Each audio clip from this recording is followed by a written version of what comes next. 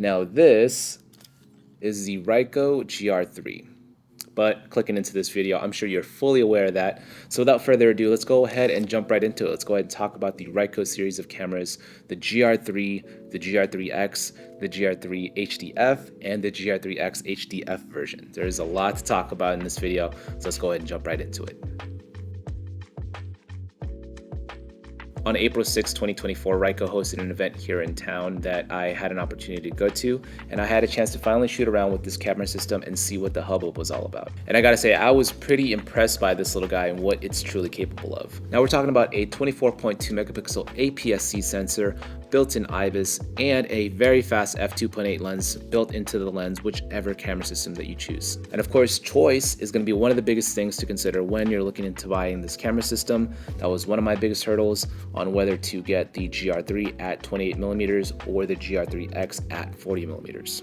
And not to add more into the pot, of course, there is the standard edition and the brand new HDF version that RICOH had fortunately sent out to me to play around with. And now that I've had an opportunity to shoot with my, of course, GR3 and the GR IIIx HDF, I wanted to give you guys my input on which camera system would probably be the best fit for you. Now, to make this camera system super duper small and compact, there is no EVF for this camera. It's only going to be a 3-inch LCD screen. I was doing one of these things where I was going like that. So just keep that in mind. There is no EVF on the system, but you will get used to the point and shoot system of this camera once you shoot around enough times with it. So I've had about a month shooting extensively with my RICOH GR3 and of course the GR IIIx HDF that RICOH had sent to me. The HDF stands for High Diffusion Filter. So what it is that basically it replaces the ND filter, which is also built into the RICOH series out the gate, but instead replaces it with a high diffusion filter, which is really useful for lighting. It's really great during nighttime, especially in our city with all the neon lights. It kind of gives it that smoky, dreamy kind of look. So yeah, that's going to be the main difference between the HDF and the standard version, some of the things to definitely consider. And of course, we're going to go ahead and talk about all that stuff, the 28mm, the 40mm, and whether or not you should get the original version or the HDF version. Okay, so without further ado, as any other video that I've typically done, we're going to go ahead and go over the overview of the camera system, go over its exteriors, and then jump right into the main video, of course, with my experience shooting with the GR3s. Alrighty, let's go ahead and go over the exterior of the camera systems. To my left is the GR3, to my right is going to be the GR IIIx HDF version. Now again, there isn't really that much big of a difference between the two camera systems. The layout's going to be basically the same. There are going to be some small changes to it. First one being, of course, is the shutter color button. The GR IIIx HDF version has a silver sheen to it, whereas the GR3 standard has a black shutter button. Again, in case scenarios, this is really useful if you're pulling it out of a bag and you want to take a quick glance at it to kind of differentiate the two, because again, these cameras are fairly similar. You can look at the shutter button and know, oh, okay, this is the GR IIIx, black shutter button. Okay, cool, this is the GR3 standard at 28mm. Again, very useful to kind of know the difference between the two upon quick glance. Of course, you have, again, your shutter buttons here. You have the aperture control dials on the front here. Your mode switches right here, which has a lock, right? And it stays locked in place. Very handy. You have a hot shoe mount up top, of course, which you can access, and it's definitely usable and workable. And of course, we have our power buttons right here. Go ahead and power the camera system on to showcase to you guys the barrel length. And of course, the GR IIIx is going to be slightly longer on the barrel compared to the GR3. And of course, also one major thing to note is the ring adapter for the systems. If you look at it, the length, of course, for the ring adapters are going to be different. So definitely keep that in mind. If you get one system and you decide to get both for some reason, do note that the ring adapters are going to be different. The GR3 is going to be a little bit smaller compared to the GR IIIx. All right, moving to the back of the camera. Again, layout's going to be very much the same. You have two dials, one dial up top to control your shutter, and a central dial right here, which doesn't really do anything by default until you hit left on the button pad here. The left is going to control your ISO, and you can kind of cycle through your different ISOs that way. Continuing around the pad, on the bottom we have your white balance, to the right we have your different drive shooting modes, and on the top we have our macro feature mode, which is again actually a pretty capable system, and I'm going to be showing you guys in the video later on some of the photos that I took with the macro mode. You have your menu button on the left, your display button on the right, which kind of toggles and cycles through the different display features. Of course, you can have a clean look, or if you just want to display your settings while you're just snapping a photo, you can. And of course, you have the function button, which by default controls your filters. On the GR3 or GR3X Standard Edition, it's going to control your built-in ND. On the GR3, GR3X HDF, if it says HDF up top, it's going to control your high diffusion filter. So definitely keep that in mind. Moving to the right, there is only one port on the right, which is going to be your USB-C, which is going to be used to charge the camera, of course. Alrighty, now moving on to the left, we have one button which controls the video functionality of the camera system. Again, the camera is not really built for that. You can do videos with it. It's not what I bought it for. So in my case, I went ahead and pre-programmed this to do the image control, which changes the colors and looks. If you want to do, of course, the, monochrome, vivid colors, this and that, to just change up your photos a little bit, I pre-programmed it for that. There is a secondary function with the button to the left. You hold it and then you can basically access a second function. As you guys can see here, it's built for the Wi-Fi, but also again you can change it to whatever you may want. And of course on the bottom you have access to the battery door and the memory card, which is stashed away down there, and a quarter 20 thread adapter, so of course you can put it on any tripod system. And yeah, that's pretty much the exterior layout of the RICOH GR3 and GR3X series of cameras. And of course, definitely one thing to note, there are ports for your strap. You have one here on the bottom right, top left, and nothing on the bottom left. I have my strap set on the bottom right just for ease of access. I've noticed that when I'm pulling the camera out, it's kind of just better to have it on the bottom here, and compared to the other ones. I've tried all these different anchoring points, and I've noticed that this is the best spot for my camera system in particular. And that is the exterior overview of the RICOH GR3 and the GR3X. Alrighty, so now on to the photo walk that RICOH had hosted here in town. Do keep in mind that the town was a bit chilly during that time in April, which warranted both the jacket and the long hair. Okay, so I have the RICOH GR3X. This is the 40mm right now, and I gotta say, so far I was a bit hesitant with regards to the focal range. I'm a 35mm guy, of course. But the 40 is not bad. Taking a shot of this far side here, I'm able to get a pretty decently wide shot. I was debating on whether to get the 28 or the 40, and so far the 40 gets the job done for me. I think the 28 would be a little too wide. I wish I could dual wield both, but yeah, this is not bad. This is really, yeah, easy.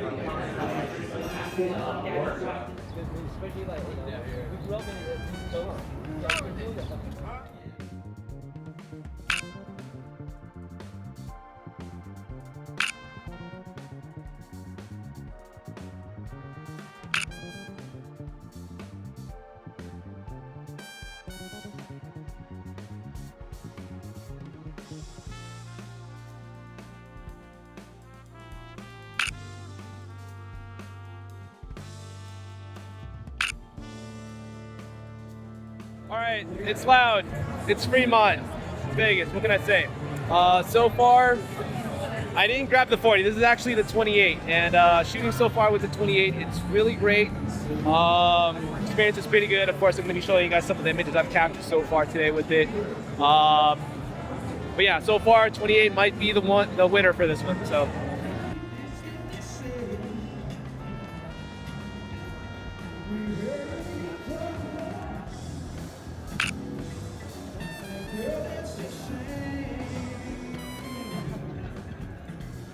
The whole conundrum right now, the whole reason why I'm doing the RICOH photo walk is to figure out whether I should get the 28 or the 40mm. I'm actually, again, shooting with the 28, but I had a chance to shoot with the 40, and it's a tough call. It's a tough call either way. So yeah, I'm gonna keep shooting around, capture shots from both camera systems, and hopefully have a verdict eventually. So see how it goes. Okay, a good case example where the 40 would be more superior than the 28 is shot like this, right? Trying to capture it at 28, it's gonna be a bit too wide, but at the 40, it's gonna definitely look a lot better. So wish I had the 40 for this one. Here's a photo of it on the 28, just to show you guys, a little too wide. But again, at 26 megapixels with the camera system, you can punch in a little bit more and still get the shot that you want, right? But I don't know, it's a tough call. I think you can always punch in with a good megapixel size camera, but if you're already punched in, you can't back up to get a wider shot. So the macro capabilities is pretty cool on this camera. Get really up close, get some really cool shots. The whole pit crew here. I got that guy. Let's top five. Oh hell yeah! Yeah, I'm using the macro right there. Yeah, it's pretty good. So this is a good place to really test the macro features out here.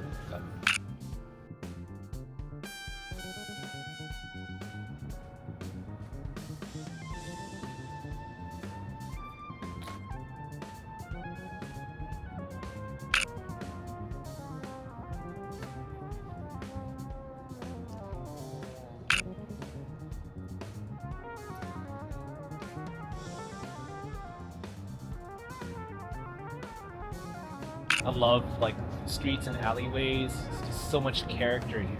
It's just so much. It's so pretty. There's just so much like texture everywhere. Oh, I love it. That's awesome.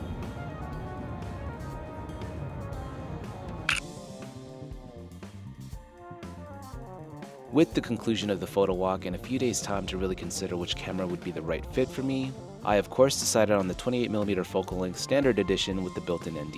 So let's go ahead and talk a little bit on how I came to my conclusion, and hopefully this will give you guys and gals a better idea on which camera to land on. Long story short, for street and nature photography, I found that the 28mm focal length was a sweet spot for me in terms of focal length. Factor in the built-in ND filter for that extra 2 stops of light coverage during the day, it really just hit all the benchmarks I wanted.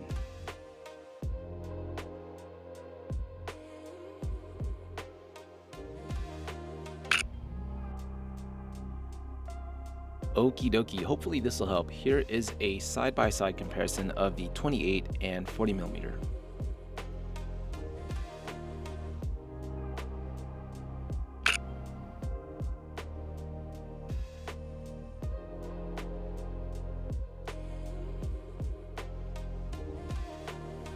Of course I had considered the 40mm at the start, but I had realized that A, I already had another camera system of a similar focal length, which made having a 40 redundant, and B, I can achieve a near similar look with the 40 by simply moving a bit closer when possible.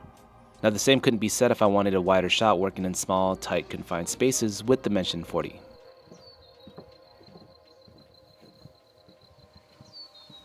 Now I agreed with my fellow colleagues in that the 40 focal length would be exceptional for portraits and just having an overall tight shot, but to me I love spaces in my photographs.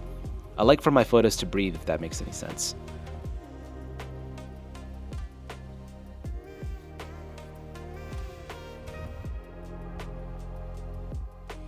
So that's kind of my 2 cents on the subject. If you're wanting a tighter shot and better depth of field separation, I'd say go with the 40mm or 26.1 native focal length, but if you're simply wanting to capture a wider shot and not too afraid to get up close to have a tighter shot, I'd say go with the 28 or the 18.3mm native focal length. And lastly, of course, let's discuss the HDF version of the GR3s. Now, due to the limited time with the photo walk, we ended the walk right when the lights were all kicking on at Fremont. So I had to do the extensive testing some justice by hitting Fremont at night and also going to the Neon Museum for their monthly photo walk. Here's how that turned out.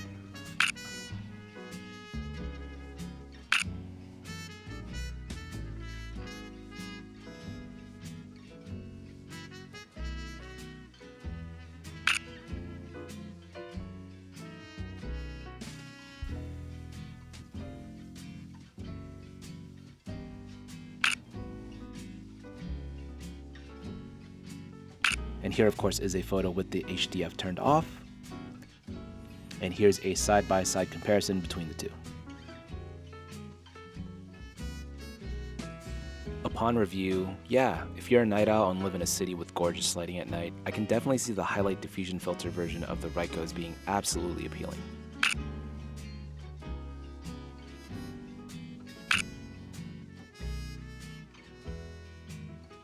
Alrighty, now moving along to the photo walk hosted by the Neon Museum. Okay, so this is a pretty good test shot, kind of backed up already behind the wall. So this is with the 40, ooh, really tight shot. Take a shot here without the HDF, and then with the HDF. Okie dokie, so I have the RICOH GR1 accessory for my GR3. So again, extensive barrel, right? So now the RICOH's barrel is a bit extended, but now I'm able to put a black promise filter. So let's snap a photo and see how it looks. Cool, that's dope. So all in all, I'd say case scenario, if you want to have the ND built in, you can have the GR3 standard, and then you can get one of these adapters, right? And get a, you know, black promise filter or something like that, and you'll be able to get that nice smoky look with your shots like so. Like so. Black promise, this is the black promise 1/8 filter as well, so. Okay, so here is a really great example for, you know, the test with the 28 and the 40 mil. All right, as you guys can see, there's very limited space. I want to take a photo of the red barn, right? So I'm gonna go ahead and pull out the 40 mil and the 28. Snap some photos for you guys. So I'm really backed up here, but with my GR3, it's looking like I'm able to capture the red bar sign, no prob. Cool. All right, let's go ahead and check how it's gonna look with the GR IIIx. It is definitely gonna be a bit more punched in. Looking between the two, yeah, it's definitely very punched in. So just to give you guys a look, see here, there you go. Of course, I'll be showing you guys those photos on screen right now. Now, if you can get a good and intriguing angle, such as this for the Moulin Rouge sign, I think you can get some really great shots and, you know, tight shots with the GR IIIx. Here's the shot I'm gonna take. Go ahead and kick on the HDF and make the Moulin Rouge sign pop and glow a little bit more. Let's do it there. Yeah, that's awesome.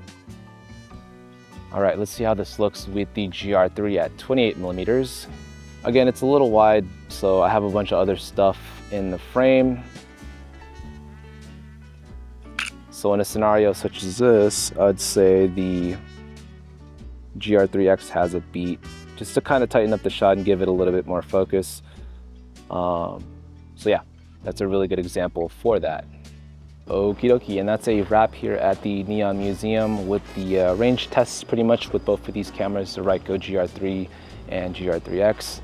Hopefully that gave you guys a better idea within regards to kind of working within your means in terms of spacing with both camera systems. Again, it's all situational, depending on what you're trying to do. So yeah, hopefully that gave you guys a better idea within regards to that. Now, if you don't mind, I'm gonna go ahead and snap a little bit more photos for you guys and for myself with both of these RICOHs before I gotta send the GR IIIx back to its home. Hey, thanks for catching this fairly comprehensive video on the RICOH GR series of cameras. If you guys found this video helpful and informative, please be sure to give this video a like and subscribe. I had an absolute blast putting this video together for you guys. And again, thank you so much, RICOH, for providing me this camera system, the GR IIIx HDF, to play around with. Now, if you're looking to pick up a RICOH GR3, GR IIIx, GR3 HDF, or GR IIIx HDF version, of course, you can always swing by to our website at bncamera.com. Of course, I am none other than Raph from B&C Camera, and I'll see you guys in the next one.